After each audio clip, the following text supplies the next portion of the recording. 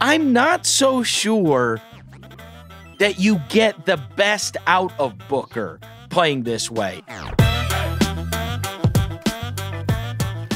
Yesterday, I got to see the Bright Future Suns in person for the first time this year. Now, I'm going to give, there is a caveat. They had not played in a week.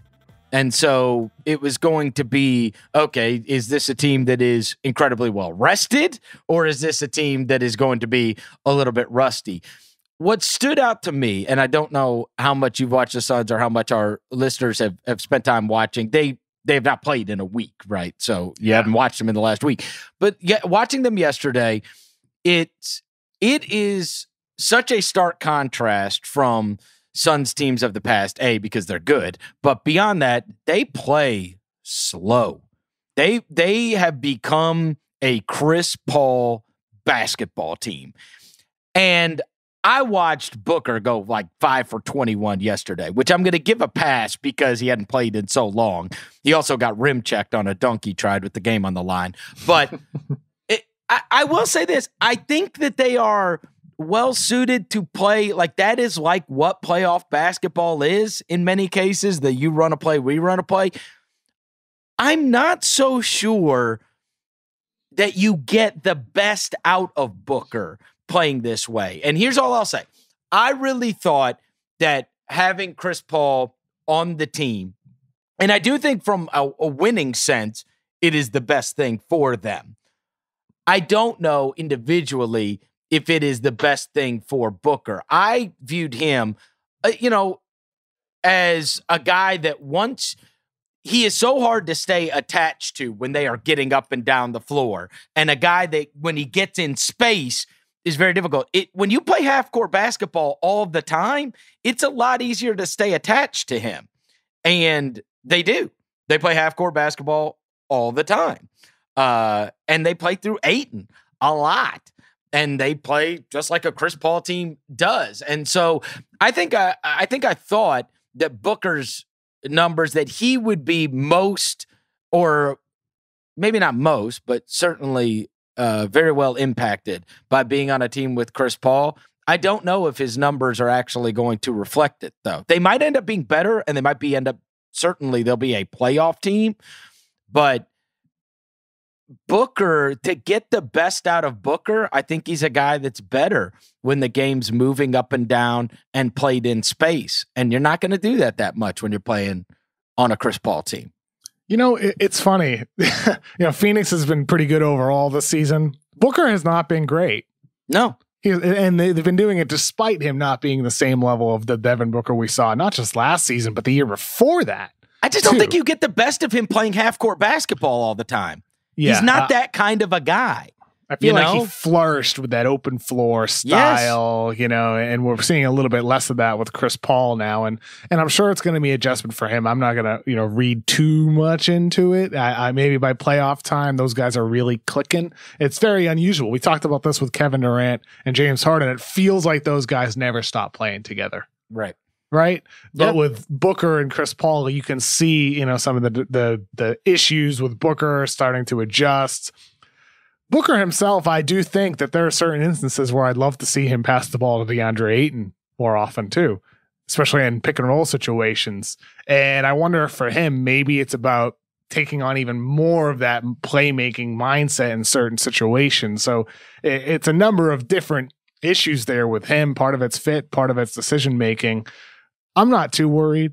I think they have the slowest pace. I don't overreact. They might have the slowest pace in the entire league. If they're not, they're like 29. It is one of the slowest paces in basketball. If you want me to pull it up. It's weird because I do think the way they play suits some of their guys. And clearly, if you're going to, if you got a 7-footer down there and a lot of teams play small, it's good. This is good for Ayton. And obviously, it's how Paul's always played, dictating the pace. But this is not great for Booker, in terms of him flourishing, playing in this kind of a system that's walking the ball up the court and playing, deep into the shot clock. Yeah, they went from, according to inpredictable.com, which measures time of possession, seconds. So it's not pace, but it's the actual literal seconds of a possession. After the opponent makes a shot, they ranked 14th in possession time last season, and they're down to 22nd now, and about 3 seconds longer of possessions after their opponent makes a shot, which I think is a good, read on their pace. And then after a turnover or after a defensive rebound, they rank in the bottom 5 this season compared to last season when they were top 5 after turnovers and then 11th after defensive rebounds. So they're moving a lot slower when the opponent misses or turns it over. They're moving a little bit slower after the opponent makes a shot. Well, and so in fairness, that does indicate the differences here. There's a lot of teams that are not comfortable playing half-court basketball. So this might work in their favor when it comes down to it. You saw it. Look, that's how a Chris Paul team that had absolutely no business taking Houston to 7 games took Houston to 7 games last year, right? Because you're able to get that game. You play them in the 90s. Right? They would love to just fly up and down the court and be out in open space. And we'll see how much everybody adjusts to it. But so when you get to these teams that are uncomfortable and are at their best flying up and down the court, and there's a lot of teams that want to play like that, they are, they're going to be the matchup you don't want to see. Because they're doing the we run a play, you run a play. And they've got Chris Paul, who could get to the friggin' elbow anytime he wants. And then they've got these other guys flanked around him. I don't know. Like and like I said, I think we mentioned it in passing, but there were instances in that game where DeAndre Ayton had, Morant on a little bit of a switch. And he did not get the ball delivered to him. And that's happened, for quite some time now with Booker and Ayton, where those guys, they have, an average connection, but it's not a great connection on the court. And that's something that I would want to see developed over the course of the season, because DeAndre Ayton is a very talented player, and he deserves some credit this season for sacrificing offensive touches and giving more effort, even more effort on the defensive end of the floor. He still makes some mistakes with reading the floor when it comes to off-ball situations on defense, but on the ball and in pick and roll, I've been really, really impressed with what he does in the defensive end. And then offensively, he's doing what he needs to do. It's a cleanup guy, not getting as many touches, not getting as many scoring opportunities, but he's done his job well, and it's contributed to winning. The Suns, despite the loss, are still over 500. They look like a good team overall. They're going through some growing pains.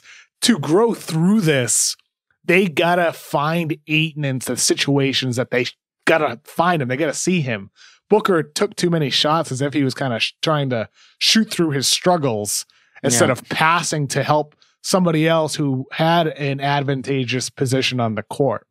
And not to mention he was going up against a 6'7" Xavier Tillman the whole game because Jonas Valanciunas is out for safety protocols.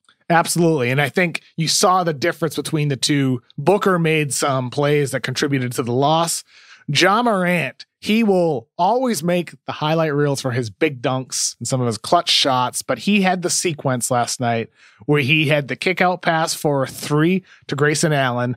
Next play down the court from Memphis, he attacked the basket, had the left foot, left hand finish, and he sprinted all the way back on defense and drew a charge. Yep. That sequence to me captures the essence of Ja Morant. He is more than just a highlight reel. He's a winning player. He makes winning plays all the time. And that's his second game back from the ankle injury.